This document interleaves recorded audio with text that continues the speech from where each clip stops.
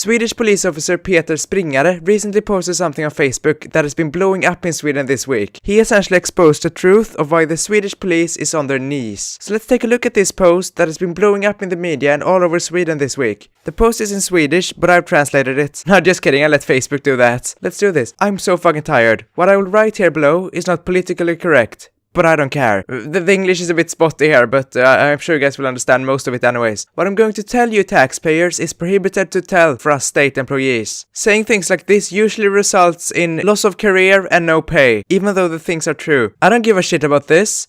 I will soon retire after 47 years in this activity anyways. I will now and every week from here on explain in detail what me and my other police friends have been experiencing and what most of our time goes to. It is not going to be good with opinion or other leftist criminologists, you know what I mean, perception in the general debate. Our old people are on their knees, the school's a mess, healthcare is an inferno, the police is in chaos, etc, etc. We all know why, but no one dares or wants to talk about the actual issues. So let's skip ahead a bit. Here we basically talked about political correctness and why that gets in the way of basically the entire Swedish society. How no one is allowed to talk about anything anymore, and that's a problem. So let's see what he's going to say here. Here we go. This is what I've handled Monday to Friday this week. Rape, robbery, aggravated assault, rape assault, basically brutal rape, and rape again. Extortion, blackmail, assault, violence against police, threats to police, drug crime, drugs, crime, felony, attempted murder, rape again, extortion again, and ill treatment. Suspected perpetrators, Ali Mohammed, Mahmoud, Mohammed, Ali, again, Christopher. Oh my god, is it true? Yes, a Swedish name snuck up on the outskirts of a drug crime. Mohammed, Mahmoud, Ali, again and again. Countries representing this week's all crime. Iraq, Turkey, Syria, Afghanistan, Somalia, Syria again, Somalia, unknown country. Half of the suspects we can't be sure about because they don't have any valid papers, which in itself usually means that they're lying about their own nationality and identity. And now we're just talking about the Örebro municipality. And these crimes occupies our utredningsförmåga, basically their capacity to solve crimes to 100%. So this is how it looks for the past 10 to 15 years. I'll be back next Friday with a statement for the past week. Okay, so this is apparently the most experienced police officer in the area, with over 47 years of experience in the area. So this isn't just some randomer being racist here. But guess what happened to him after this? Well, he got reported for hate crimes. But it's currently in the hands of a prosecutor to determine whether it's illegal or not. But I mean, for a fucking Facebook post. Dude, this is kind of the definition of being triggered here. And keep in mind, this is reality. This is what's actually happening in Sweden, according to this guy and many other police officers anyways. And he's not lying about this. He's not spreading propaganda. This is actual facts. And when facts become racist or impossible to talk about, that's when you know that a country is failing. And that's essentially Sweden for you. So how did the guy at the top of the police force react? The man in charge, if you will.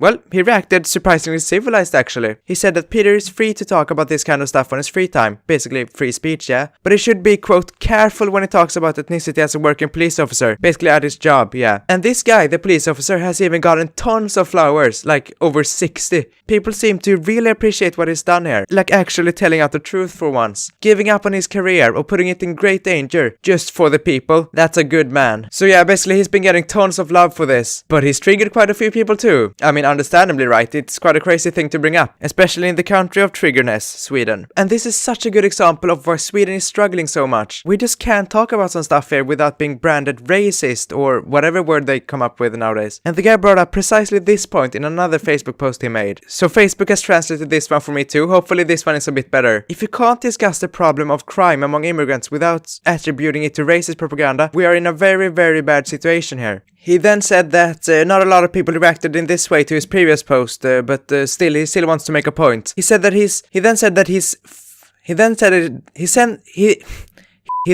he's pro-immigration and the reception of asylum seekers, as long as it's done in an orderly and structured forms. So he's once and for all not a racist here. However, I'm very concerned about the crime and the thoughts of the immigrant criminals, which strongly overload and is about to overturn our justice system. The problem is that nobody wants to talk about this. The only one who sometimes seems to react to this phenomenon is the vast majority of other immigrants who live in fear among these criminals. In Sweden, we have always wanted to argue that in order to evolve or to correct anomalies in society, we must take action and make things right before it goes too far.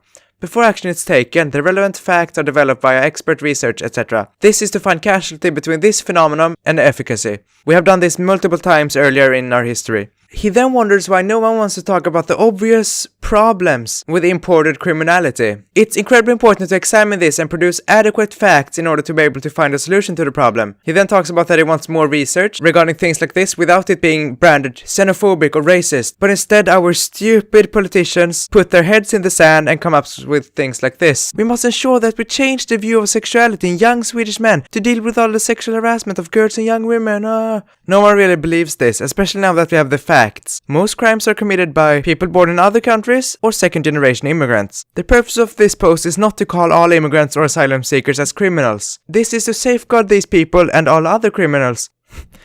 This is to safeguard these people and all other non-criminals who live and work in this country.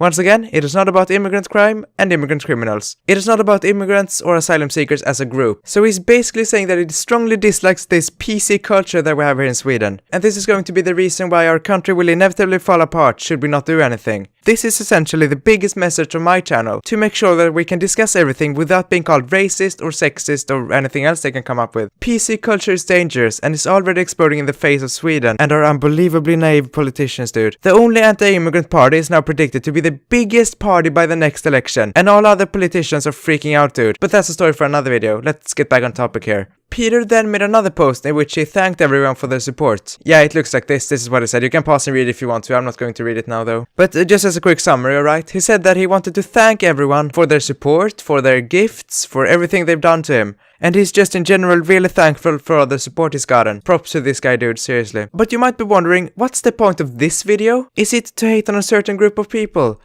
Or am I trying to fuel some kind of race war? No, not at all.